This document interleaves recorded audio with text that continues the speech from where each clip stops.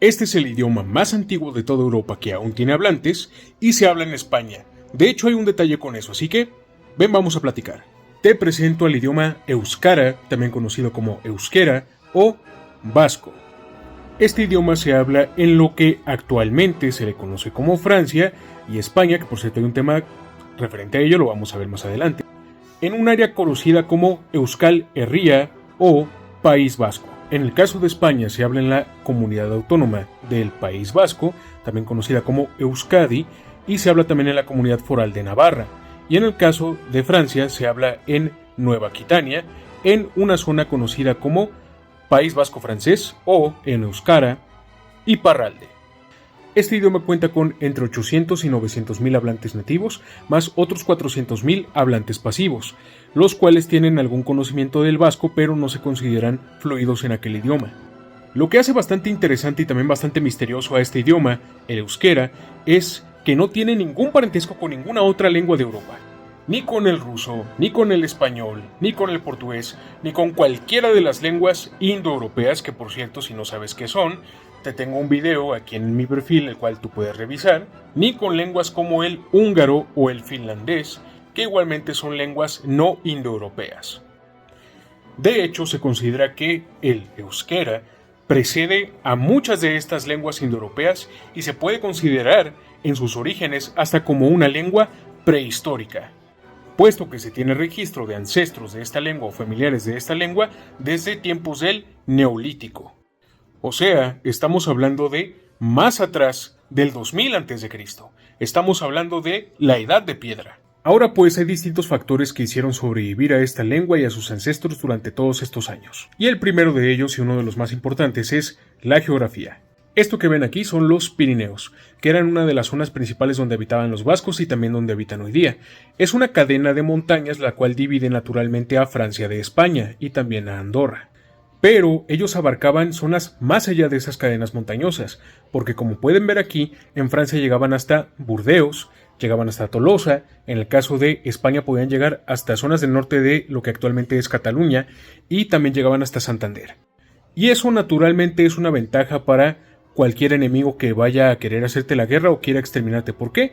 Porque tienen que caminar un chingo, tienen que caminar zonas bastante altas, bastante elevadas, y se necesita de cierto conocimiento de la zona para poder habitar y estar adaptado a las montañas. Pero no fue solo eso lo que hizo sobrevivir a este idioma, sino que también los pueblos vascos eran bastante pragmáticos.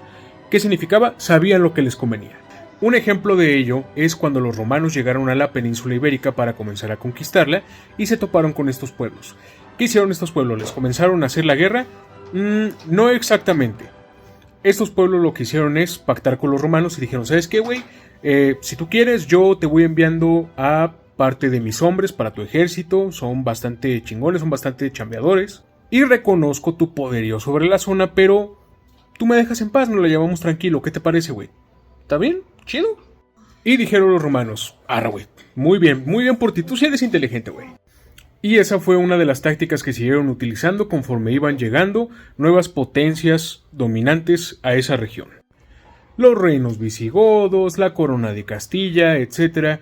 Y de hecho, después de los romanos, toda esa zona pasó por un proceso de ruralización, o sea, se fue haciendo cada vez más rural, y eso también ayudó bastante a que se preservara esa lengua. Y ya también con la corona de Castilla los vascos le dijeron, ¿sabes qué? Nosotros te damos un tributo y pues nosotros cooperamos contigo y pues tú nos dejas en paz, bajita la mano y nos dejas a nosotros autogobernarnos. Esto en la práctica significa que aunque la corona de Castilla dijera, nosotros tenemos control sobre estas zonas, los vascos dijeran, sí, güey, lo que digas, ya chinga tu madre. Lo que importa es que nosotros decidimos nuestras leyes, nosotros decidimos cómo vivir y pues cómo recaudar fondos y qué onda. Y de hecho los vascos tenían un sistema de fueros para los habitantes de sus zonas. Esto significa que si tú eres vasco, nacías con derechos de ser un hidalgo, o sea, un noble, y aparte estabas exento de pagar ciertos impuestos a la corona de Castilla y también tenían sus propias aduanas. Y esta parte la vamos a pausar poquito aquí porque nos vamos a ir a las características del vasco y qué es lo que pasa actualmente en el País Vasco. Lo vamos a retomar, lo prometo. Primero que nada, ¿cómo es que suena el euskera? Kaixo guztioi, nire izena Jose Luis Bartolomé da, Bermiotarra nahi, Euskadin bizi nahi, claro, Bizkaian, eta herria da Bermio. Y este que están viendo aquí es una demostración de cómo se escribe el euskera mediante el Padre Nuestro en ese idioma. Lo interesante de la fonética o el cómo suena el euskera es que el abecedario es prácticamente el mismo tanto en español como en euskera, solo que hay algunas letras las cuales se pronuncian de una forma distinta en este idioma. Primero tenemos la J, la cual se puede pronunciar como J o se puede pronunciar como Jota, dependiendo del lugar en que te encuentres y del dialecto del euskera que tú escuches. La G se pronuncia de forma suave, Gagi Gogu, y no se necesita ponerle una U en medio en el caso de la E y la I, o sea, Ge, Gi. Ahora, en cuanto a gramática, es bastante interesante porque, a diferencia del español, el vasco tiene 16 casos gramaticales. Ahora, ¿qué es un caso gramatical? Ustedes imagínenlo como un disfraz, el cual se pone una palabra para decir, ¿sabes qué? Con este disfraz yo cumplo esta función. Es como, por ejemplo, con la palabra galleta. En español, la palabra galleta es una palabra sin disfraz, pero si yo digo la galletum de Alfredo, significa que galleta se está poniendo el disfraz de para decir es la galleta que le pertenece a Alfredo. Y tiene una característica interesante y es que está presente el caso ergativo, el cual es un caso que se puede ver en lenguas como el maya y parcialmente el quechua. Y eso hace que este disfraz cumpla la función de enfocar quién hace una acción, no quién recibe esa acción. Y también en el euskera no hay géneros como en el español para definir a los objetos. Aquí no se dice la silla, se dice algo equivalente a le sille. Ahora pues este idioma tiene 5 dialectos: el occidental, el central, el navarro, labortano y zuletino. Pero existe también una versión estándar del euskera, para hacer más fácil la comunicación entre personas de distintas partes del País Vasco. A esto se le conoce como euskera batúa. Ahora, ¿qué es lo que pasa en el País Vasco? En 1876 lo que hace el gobierno español tras la restauración de los Borbones a la monarquía es quitarle los fueros a las poblaciones vascas. Estamos hablando de Álava, Guipúzcoa, Vizcaya y Navarra. Además, por esos tiempos comienza a industrializarse también el País Vasco, siendo una de las primeras regiones en España que comenzaron a hacerlo. Entonces los vascos decían, güey, nosotros no nos sentimos españoles, nada más cooperábamos con estos cabrones porque pues más o menos nos dejaban en paz, y ahorita que ni siquiera nos podemos autogobernar ni podemos autorregirnos, entonces pues chinguen a su madre mejor, ¿por qué no mejor creamos nuestro propio país? Y en 1895 se crea el Partido Nacionalista Vasco a manos de el escritor Sabino Arana.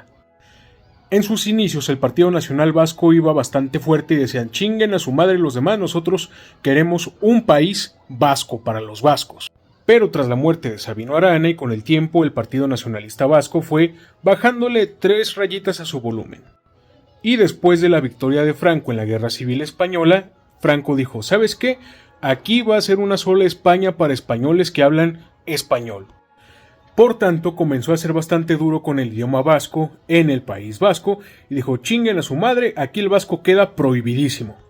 Pero a partir de los años 50, Franco empieza a relajar un poco más estas políticas y empieza a permitir que se publiquen algunos libros en vasco, pero claramente mandaba a personas para que revisaran estos libros para ver si no habían textos un poquito subidos de tono y que pues propiciaran una independencia vasca. Pero como en cada movimiento político va a salir gente más radical que diga no queremos nada de tibias, hijo de la chingada, o es sí o es no.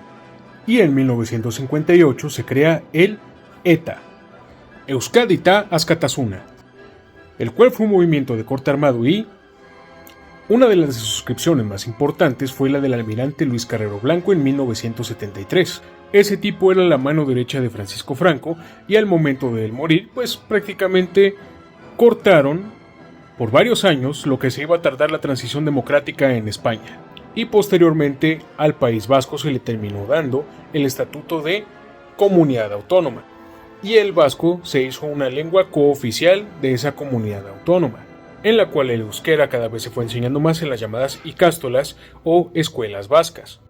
Ahora pues, yo lo que he leído acerca de cómo está el sentimiento independentista actualmente es que ha ido bajando y que ya no se quiere tanto un proceso independentista como el que pasa en Cataluña, sino más bien que haya un poco de cooperación mientras se les deje al País Vasco autogobernarse como tal y administrarse para ellos mismos.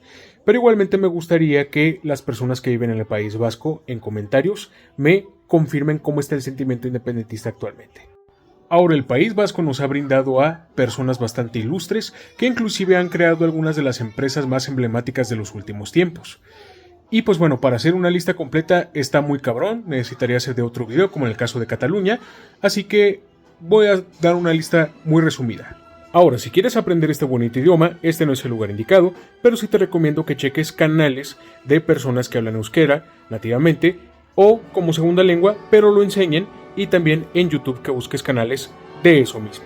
Y si te gusta el contenido que yo subo y quieres contribuir a su mejora y hacer de las redes sociales un poquito más educativas, puedes apoyarme en Patreon, donde estaré subiendo contenido exclusivo. Es que ricasco, Arte, adiós.